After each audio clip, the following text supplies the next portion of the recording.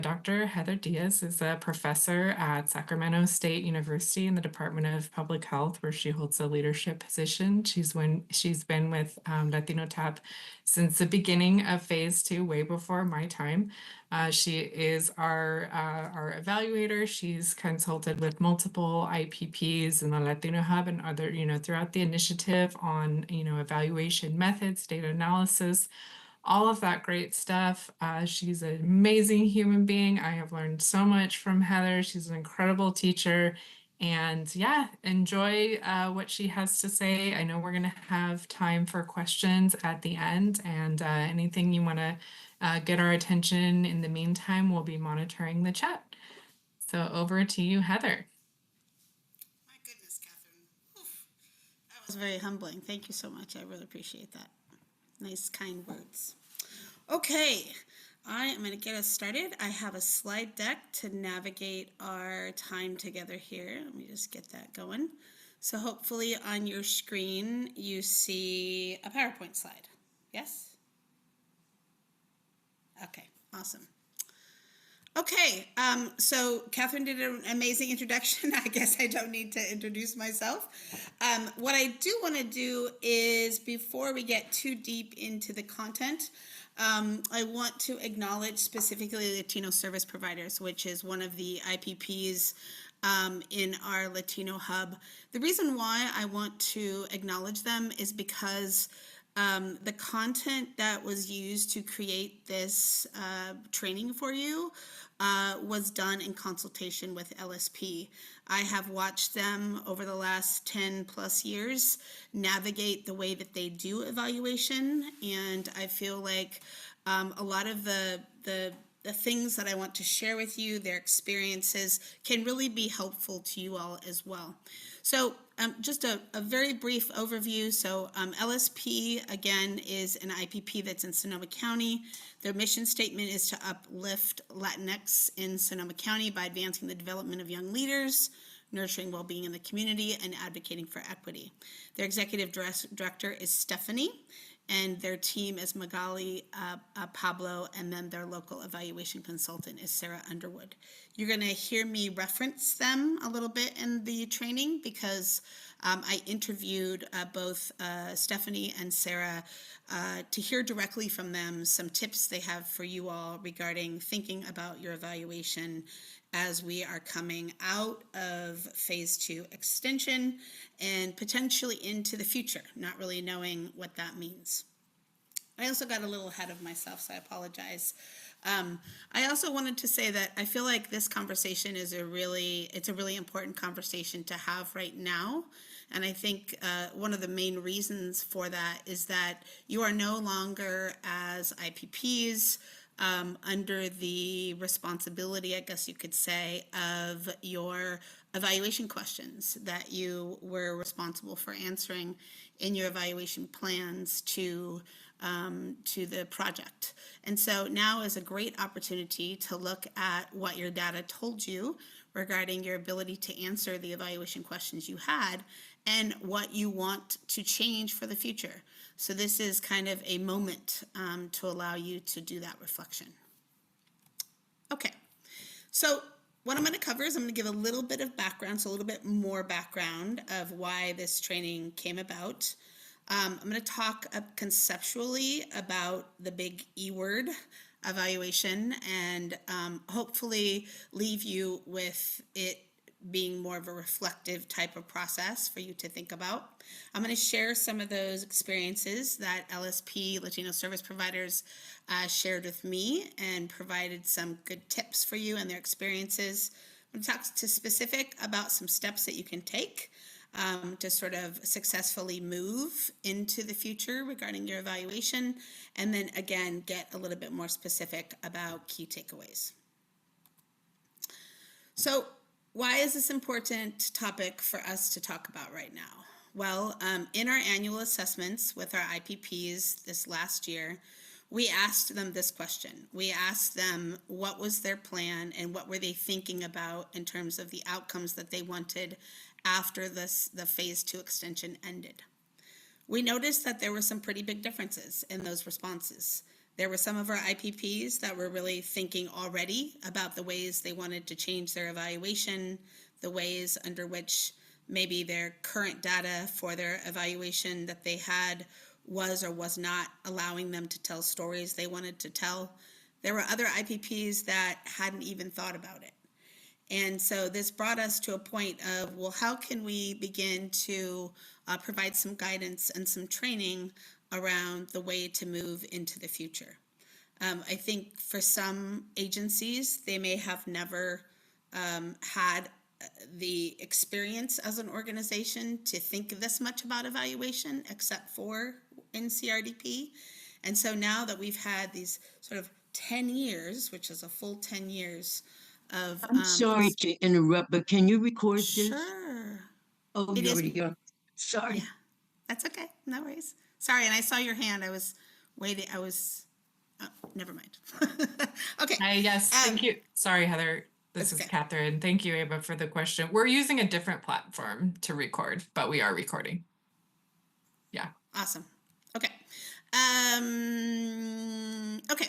And then again, we also saw different ways that IPPs were using their evaluation data, both as a mechanism for changes that they wanted to make, allowing that data to sort of speak to ways they might want to tweak things, and also for process improvement. I want to stop and also say that I'm going to use words like data and evaluation and words that sometimes can be carry a certain connotation. When I say data, I mean anything that helps you as an organization to understand the impact you're having on your clients that you serve. That data can be numerical and fancy and statistical and very difficult to understand, and it can literally also just be their opinions about how they feel about the work that you do with them. So I mean all of that when I'm talking about data. Okay. The other thing is that this initiative is anchored based on this concept. It's anchored on the assumption that data helps us to better understand how to improve the work that you all do in your programs. The other thing is that basic development of programs, program planning, and program implementation is also based on this a foundational agreement that you have program components, you implement those program components, you engage in some sort of formal type of evaluation or, implementation of evaluation, and then you assess the data to determine whether or not you did what you said you were going to do. And data should be used both to make changes about the way that you implement the work that you do, but also a way to measure the impact of the work that you've done. Did you really change anxiety levels? Did you, et cetera, et cetera? And I know we've been talking about this for 10 years, but I wanted to sort of just set a foundation of why this is really important. Because now you're not the organization you were 9 or 10 years ago. You're a different organization. The world has changed. Things have shifted. Your needs of your clients have changed. So now there's an opportunity to think about the future. Also, evaluation is a constantly ongoing process, and again, is very, very important. I use the word essential because it really is. It really is something that you shouldn't be thinking it's over. It's not over. It's just can look different now. But phase 2 and phase 2 extension had a very specific approach under CRDP about what was accepted. What was expected. You had to have local evaluation questions as part of your local evaluation plan, and your evaluation practice needed to fall under those evaluation questions. There was a little bit of room for some adjustment and modification, but it was a complex initiative. It was a complex process. And so now is, again, an opportunity for you to think about those questions, right? And do they need to be changed, modified? You don't have that same oversight, per se, as you have for the last 9 to 10 years. Also, the needs of the organization and the needs of your clients may differ from one year to the next. And so it made it really challenging with the ability to not be able to shift things during CRDP phases that you don't have.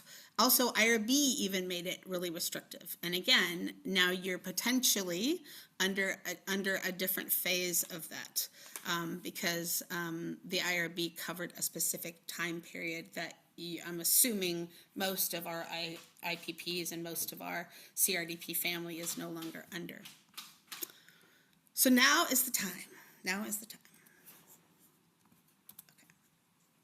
So I just kind of want to get a show of hands, and you can do this by raising your hand in the chat, or you can just take your camera, have your camera on, and kind of I just want to get an idea. So you just submitted your first draft of your local evaluation report for phase 2 extension, or phase 2, depending on how you approached it. I'm curious if there were any unexpected findings in your local evaluation outcomes. So if you would just want to raise your hand on your Zoom, or just do one of these. I see one hand.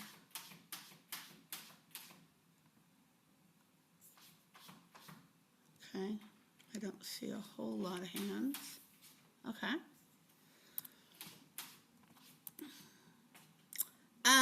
And then the next question is, has your team thought about what may have contributed to those unexpected findings? I realize that maybe you haven't even sat down as a team to talk about the unexpected findings, right? Because you're busy being provided. Maybe think about some of those unexpected findings. So again, evaluation is that reflective process. It brings me concern when I hear the word research being used in this initiative, because research carries the same connotation as taxes. Research is not something that should be scary. It includes all kinds of different things, including basic assessment.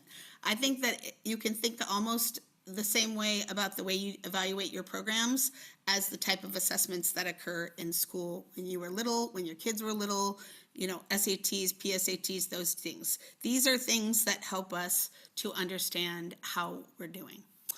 The other thing is that it's a powerful tool to look at the treatment you're providing, but it's always important to keep in mind that the evaluation work that you do is not about this grant funder that's asking you to do it. It's always about the community. It's always about your ability to demonstrate that you can show outcomes, you can share voices, you can share the stories of the way the community was impacted by the work that you're doing. And I think shifting that narrative is really the lens that I love to use. Yes, often it is required by your funders because they want to demonstrate their investment, but this should never be a negotiable practice for your organization. Okay, couple questions. Some common worries that come with evaluation. So what if the right evaluation questions that you have for the work that you do are not the right questions, right? What if you're not asking the right questions? What if the instruments that you're using, in other words, your pre and post test or your question guide, whatever it might be, what if you're not collecting the data in a way to show outcomes related to your evaluation questions? Or what if it's not being done in a community responsive way? So we worry about these things all the time. But we should also worry about whether an organization never reflects on what the actual data is saying. As I said in the previous slide, the data is about you. It's about your organization. It's about your community. It's not really about anybody else. And what if an organization never makes any changes to try a different approach? Then, bad stuff in is bad stuff out, right? So assuring that you're willing to have that reflective approach is really important. blah, blah, blah, blah, blah. Okay. So I want to tell you a little story about Latino service providers of Sonoma County, and I think we have Magali and Stephanie here, so I appreciate them, chiming in. If I get anything wrong, please feel free to share. But I've worked with LSP for actually I thought it was 9 years, but it's been 10 years because they were also a capacity building project, and I remember meeting them from the very first day and being in Sonoma County with them. They're an IPP that's up in the Sonoma County area, as I mentioned to you earlier. And between phase 2 and phase 2 extension, they did some pretty heavy lifting regarding looking at the results from their phase 2 report, local evaluation report, and thinking about what they wanted to do as a part of the extension period and beyond. So that's some of the work that I want to share with you. Okay. So they're based in Sonoma County. Specifically, they're based in Santa Rosa. They use what's called a youth promotora model that has 3 tiers. Their first tier is working with youth that have never been in the program. Their second tier is working with youth that have been in the program that are now have a bit of a higher level responsibility. And their third tier are youth that have been to the program that almost act like program assistant managers, if you will. They have much more extensive responsibility. They have a year-long intervention, and as again I mentioned, their participants are youth, specifically their high school and young adult. So over the last 10 years, just like in everywhere it seems like, especially in California, there's been a lot of social, political, and environmental factors that have shaped the way their youth have participated. And this has resulted in them needing to constantly reflect on what they're doing, the way they're implementing, as well as the way they're evaluating. I have met with them so many different times to discuss what the data was telling with them, what the data wasn't telling them, and had a lot of really basic conversations like, well, what do you think you're doing that's not being measured by your data? Or just listening to them and say, when our youth do X, Y, and Z, we really see that they have this sense of agency. Okay, well, are you measuring sense of agency, right? Really just listening to some of the things that they say and having these conversations. There were also a lot of other things they wanted to measure. They have data parties, which I'm going to tell you about in just a second. And the other thing is that they develop and dedicate resources specifically to assuring that they engage in data discussions. So I met with them earlier this week, specifically Stephanie, who's their executive director, and Sarah Underwood, who's their local evaluation consultant, and I asked them some specific questions. One of the questions I asked them is, what are the ways that they prepared for their evaluation post-CRDP phase 2 extension? I apologize, there's a lot of words on this screen. I'm going to explain it to you in a much more concrete way than just read everything. So as I mentioned, they spent some time between phase 2 and phase 2 extension really focusing on their tools. And they really looked at that outcome data from that phase 2 report and discussed the things that they that they wanted to say, but they weren't really able to say with their data. They wanted to talk to people in the community. They wanted to say things to other funders. They wanted to, but they didn't have some of those outcomes that they felt like they needed. This sort of really set the trajectory of kind of how they worked from that point on. The other thing is they were very intentional about setting an organizational culture that evaluation should be important, not just to the executive director or to the local evaluation consultant, but to their entire team. And this really sort of shifted practices in their organization. One of the other things they do is they change some of their processes, because we had conversations about, some interviewing they were doing that was just taking way too long and really taxing their resources. So I want to spend a little bit more time talking about evaluation value culture of their organization. So when I asked Stephanie specifically, so how do you feel like you and your staff contributed to this culture of evaluation at your agency? She said, well, we hired people that were assessment minded. Specifically, she spoke to some of her staff that have MPH degrees.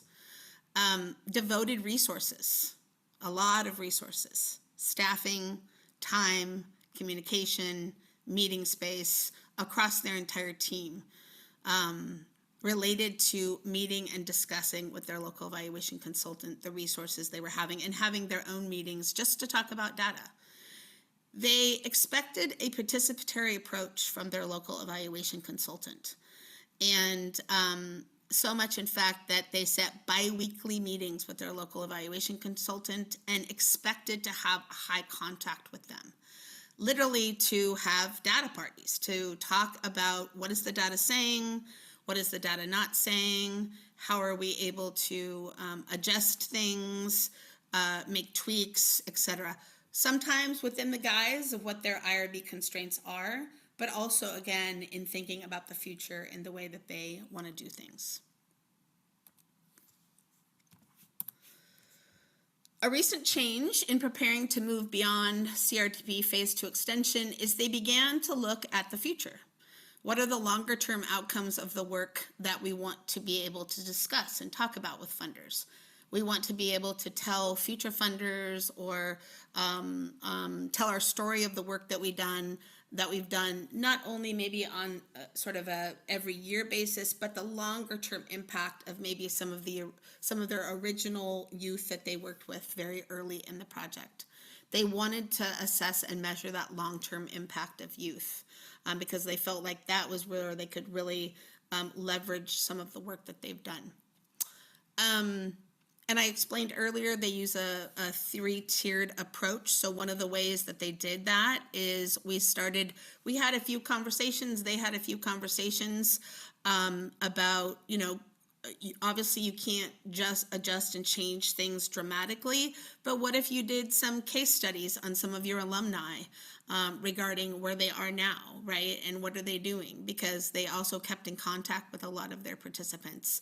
And so their evaluation consultant did that, and there's a few other dynamics related to that. But they also wanted to create a dashboard, a data dashboard. And I know they shared this at the last annual convening. They did this because they wanted that visibility, but they also wanted access for not only their executive director and the local evaluation consultant, but their staff to be able to access that data and look at some of those facts and figures and stories in an easy way. And that, again, was thinking about long-term sustainability.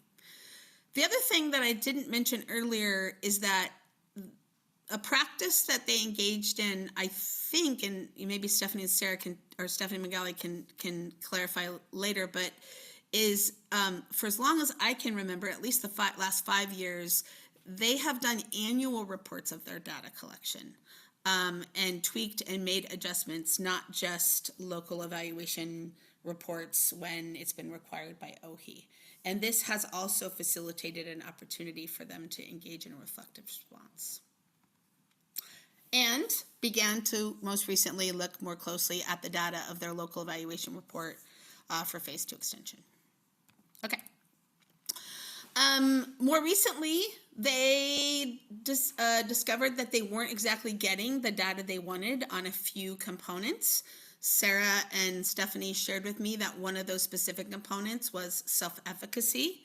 And they noticed that the youth scores around specific element of self-efficacy wasn't really demonstrating it in a way that was in alignment with what they were doing in practice. And so they switched to a more social self-efficacy scale because they felt like there was some interaction between the way that these youth worked together that wasn't being assessed.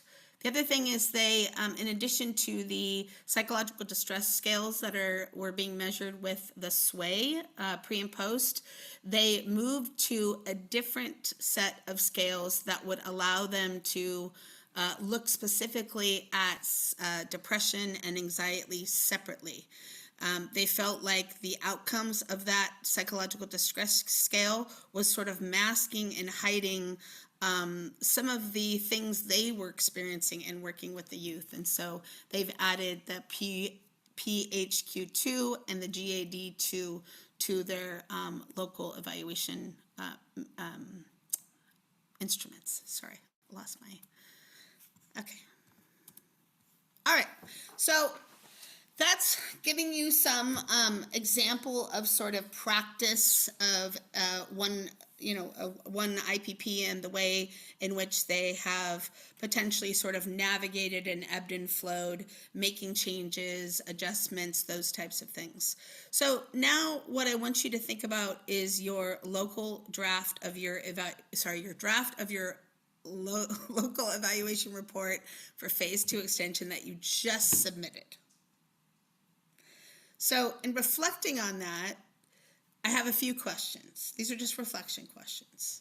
So did you as an organization look at the outcomes, not only for your evaluation questions, specifically sort of impact outcomes, but did you also reflect on your process section? So the things about fidelity and satisfaction and those things that were in the middle. How did the writing of your local evaluation report work? Did you notice that particularly maybe one or two individuals sort of held all of the organizational knowledge about that section? Were there members of your team that were aware of the outcomes that you had in your results section? Was it just your local evaluation consultant that wrote that section separate from the rest of your team? And the reason why I ask these questions is because I completely recognize that it's a draft.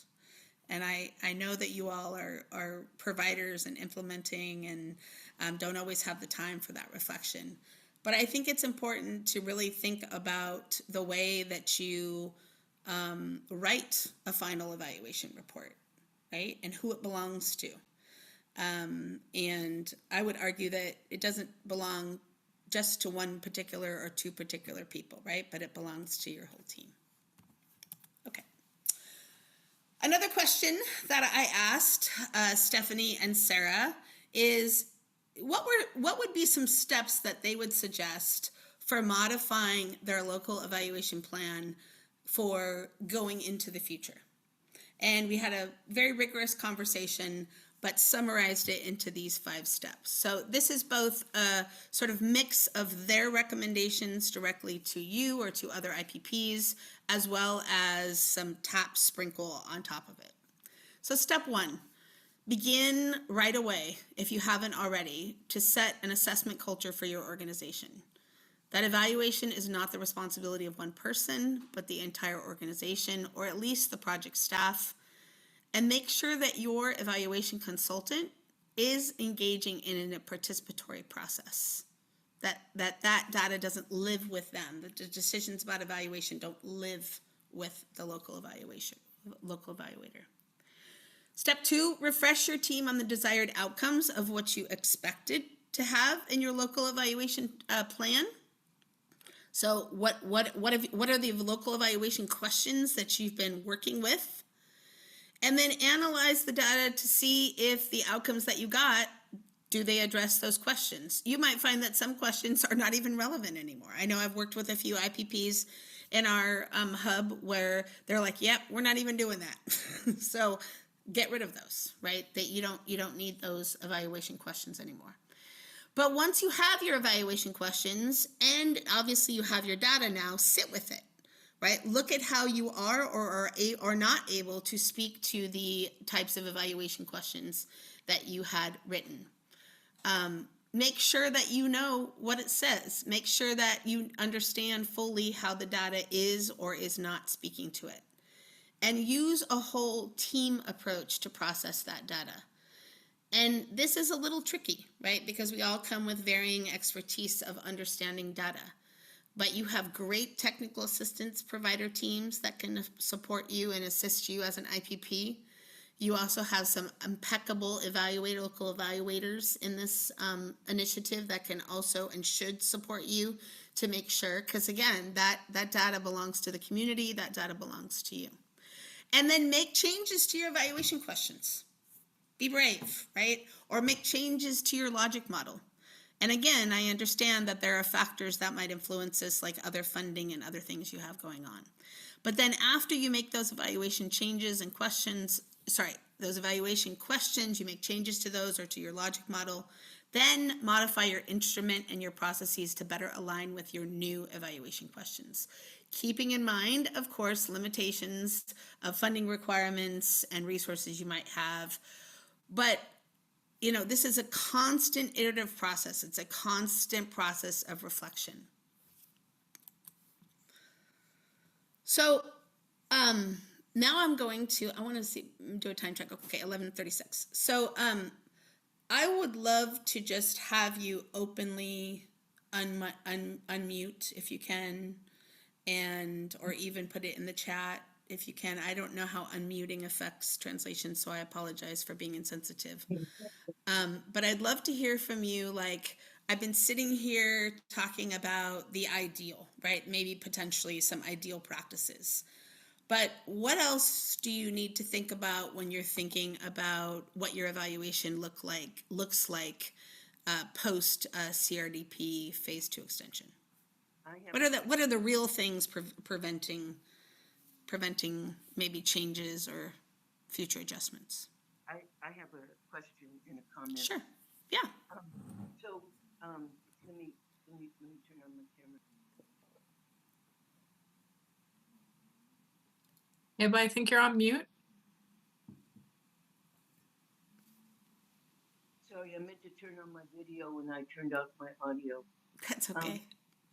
So I am I was very struck by what you said about self-efficacy, because our entire program is about self-efficacy because it's about empowerment.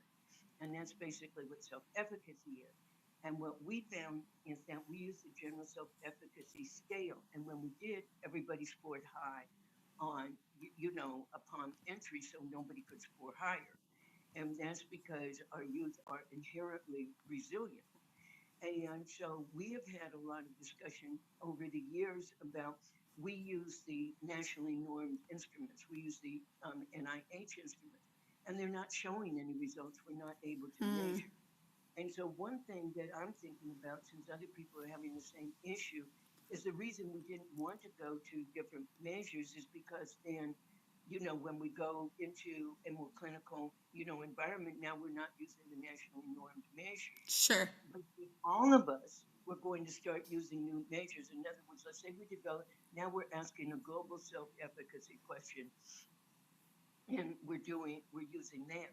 But if all of us could develop some measures, like we use a positive youth, we developed an instrument for the positive youth indicators, and yet we're not really able to effectively develop a way to pre and post it. But what I was thinking is, if all of us collectively, all 5 hubs, would be able to develop some instruments that would actually, that would accurately measure our outcomes, or that we could collectively look at, because that's what our evaluator, Michelle, was talking about us doing, is approaching evaluation in a new way. And if we did it collectively, then it would have more legitimacy. In fact, it could have a lot of legitimacy. And of course, it would involve all of us, including the TAPs, continuing, past the end of the program. But I know that we're going to be doing that, and our evaluator is going to be, doing that. And we're going to be hoping that our TAP is going, to do that, because it's just exactly like you said, we're actually entering into a more critical phase now than we have ever been in, because Yeah. we all are showing results that is not on our quantitative evaluation is not showing the results we want, but our qualitative evaluation is. And if Yeah. we could have more of a common, I know I'm repeating myself now, quantitative data approach, particularly in the instruments, I think it would lend us a lot of legitimacy Yeah. as a group um, of populations that are, not reflective of the population where those instruments were normed on. Yeah. I mean, it's a great idea. Uh, it's challenging to implement, but it's a great idea. It's going to be interesting to see. It sounds like you're organization has already started to implement this new instrument, correct? Just that one instrument, but we have 13 instruments, and they're Right. not showing. They're none of them are showing just a traumatic stress scale, and it's not showing. It's also a matter of where you were talking about the community relevance. So we have all these big psychosocial assessments, and our youth come in, not so much for the adults, but the youth come in and they're like, we're not telling, be honest with you, like with our gang involvement or, Doesn't seem to be working for them. Yeah. then at the end, they're very honest.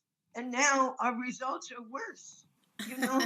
Because now Well, but that you just gave a great example of reflecting on your data and thinking about using a different instrument in a different way. And so it'll be interesting to see how that instrument works for you. And when you test a new instrument, usually the processes is to test it on a small sample and to see what type of results you get, and then to increase it from there. So maybe we can revisit this at a later time, or bring it up to the larger initiative in a venue. It's also going to be interesting to see what the pre and post tests are from the SWAY, because that is initiative wide. And maybe it's something to discuss there as well. But I appreciate the example, because you're giving a prime example of looking at, something that's not working and then making change. And good for you all. That's exactly what you're supposed to do, right? So, okay. Anyone else? And I haven't been. Let's see. Got a couple in the chat, Heather. Okay. Let's see. Yeah, who's going to keep doing the evaluation, right? I know I've heard that from some of our IPPs is, are they going to have potentially resources to be able to have a local evaluator? Yeah. Also, if that level of understanding or competency hasn't been developed yet in their staff, thinking about that as well. Collecting the data. Yep. Exactly. Processes or infrastructure for data entry and management of IPs. Yeah. So I think getting our brains together, Jesse, and thinking about all of these things is really, really important, because I do think that we have a lot of lessons that we have learned, and we can begin to think about the way that we can all support each other. Yeah, at the same, yeah. I mean, I will tell you, I can't think of another initiative where evaluation has been this supported by a funder. Okay, great.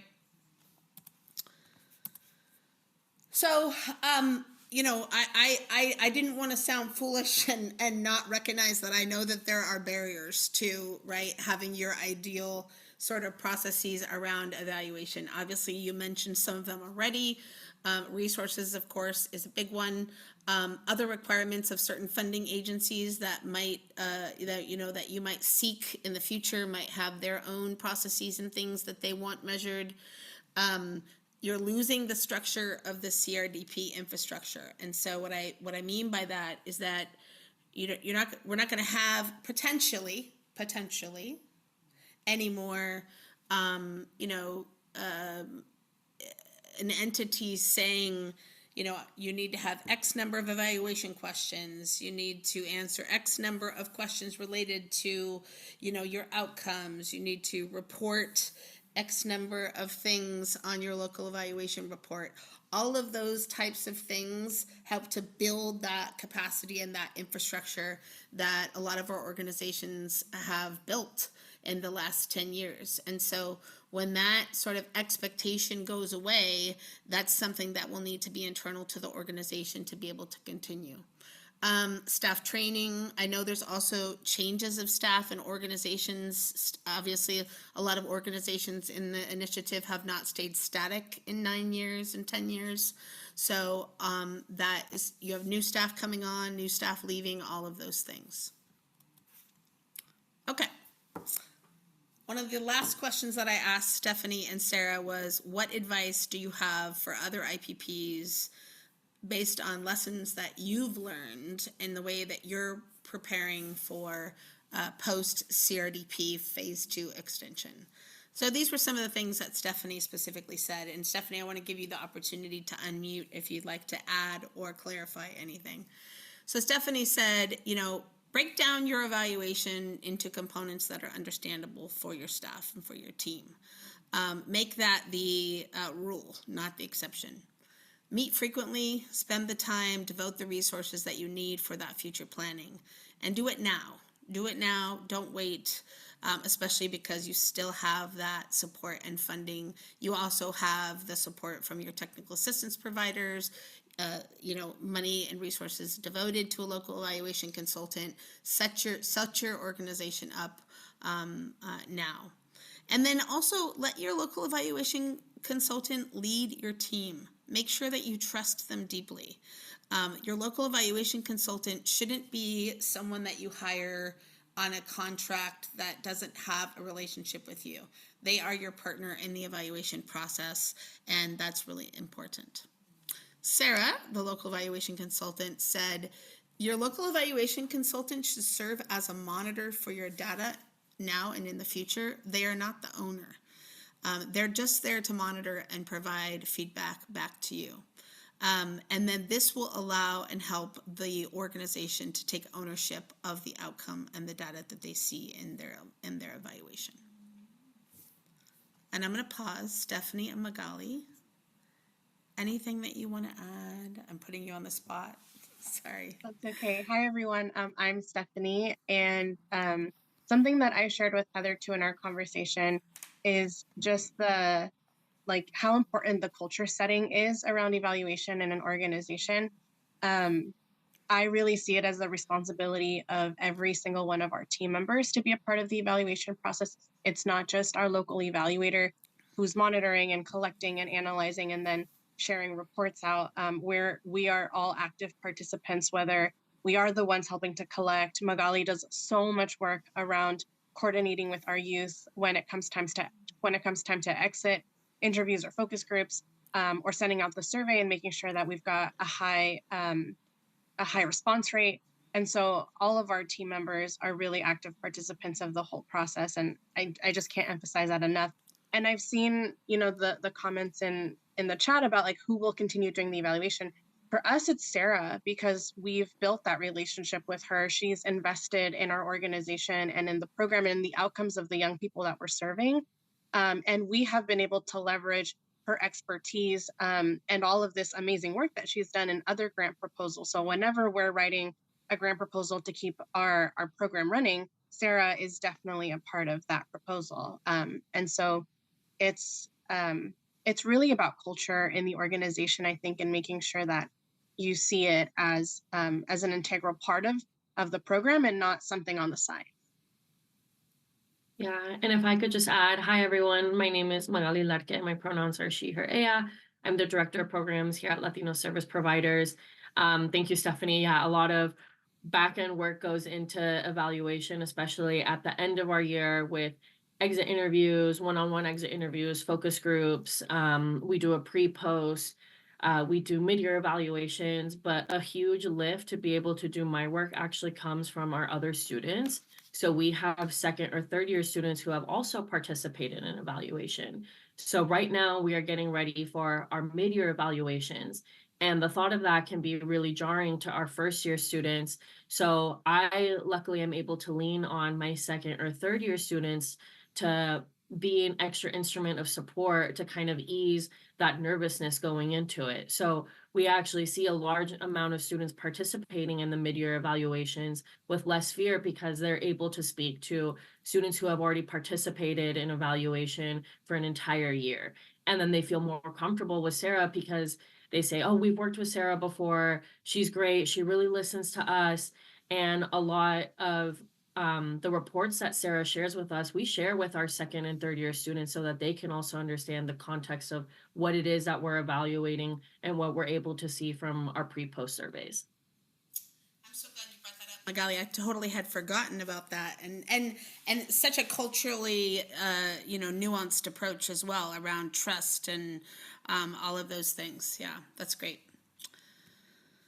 Okay, So some final takeaways and next steps, and I know you just heard from Stephanie and Magali as well, but meet with your local evaluation consultant to review the results of your phase 2 extension report. Again, I think you heard directly both from them. Those results belong to your community and they belong to your organization. They don't necessarily just belong to your evaluation consultant.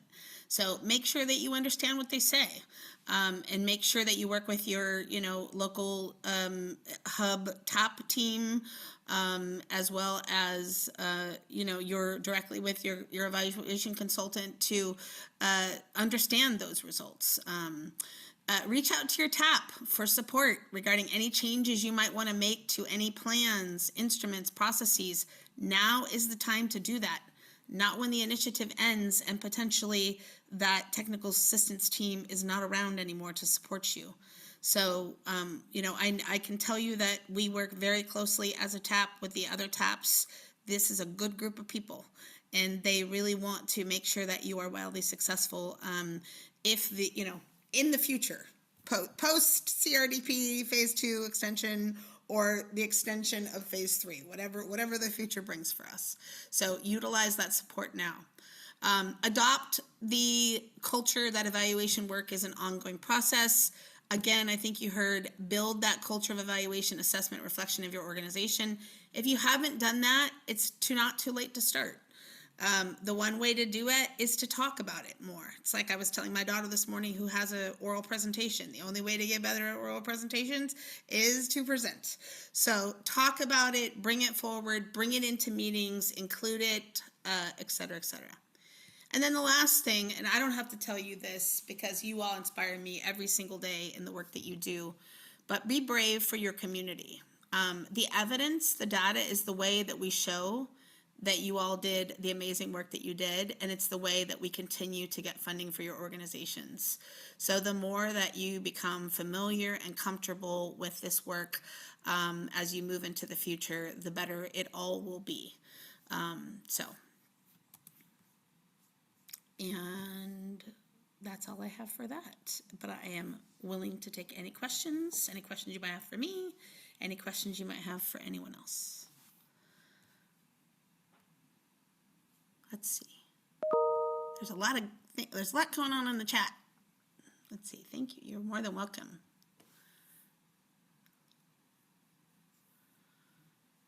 Lots of discussion in the chat. Let's see. Share instruments with each other to start developing a repository of instruments. It's a great idea. Yes, we'll share the PowerPoint. You're welcome, you're welcome, you're welcome. Okay. Any other comments? If you want to just unmute, any comments you want to make, questions, feel free to unmute. No need to write in the chat.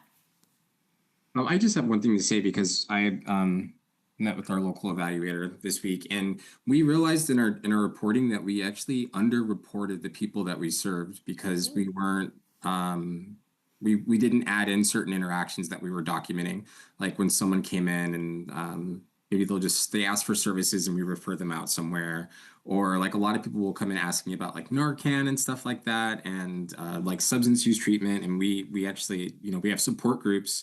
And so we weren't including the people who also showed up for our support groups. So I guess the lesson there is like every person you help counts. Like it's not like they're leaving with nothing. They leave with something. You benefit them. So I just say, even those small interactions, take note of them because they count for something. Absolutely, right. Sometimes we talk about I think you use the word interactions, right? But we can also talk about reach. Reach is a different word you can talk about. Is potentially how many people did you reach? Did you intersect with? I know I've had a conversation with that. Like for example, how many people attended an event? They may not have been a part of your formal process of your intervention and done a pre-test, went to 8 sessions and did a post-test, but maybe they're a part of an auxiliary part of your program and you had 27 people there, right? That's something else to make it to note of. So Philip, I appreciate the example. You're right. Yeah. Thank you. Yeah. Okay. Well, it was so wonderful to be with you in space today. I hope you all have an amazing day and stay dry or rainy, whatever you prefer. And thank you for being here. I have Thank you, one more Heather. thing. Thank you, everyone. And Hi, thank you, everyone. LSP. Please I- make sure to check out the chat. We do have an evaluation survey that Yaneli has put the link. We really just, I think it's 5 questions, 5 or 6 questions. It really helps us tailor the content for our next training. I think there's an open question in there for ways that the TAPs can be helpful. As Heather mentioned, we do work with all the TAPs and we want to finish strong and just give you the training content that we can. So feel free to just say whatever you'd like to that question and let us know how we did today. I also see Ava, you, let me go to your comment. I know we got a lot of comments come in. When you get a chance, can you respond to what I was saying about protective factors assessing change? So let me scroll back. Your previous comment was, for example, looking at your name, cultural resilience. Resilience is the greatest protective factor for mental wellness. If we target our measures toward assessing changes in resilience, it gives common ground for common instruments. And then you continue from there. So we're keeping screenshots of these comments. And yes, definitely, that is something that we can follow up with the TAPs and with future trainings. Thank you. Yeah. So I know you're filling out the survey. Thank you so much for filling out that evaluation. I'm going to leave one last link in the chat. I know I've gotten several emails about whether we record these trainings, and we do.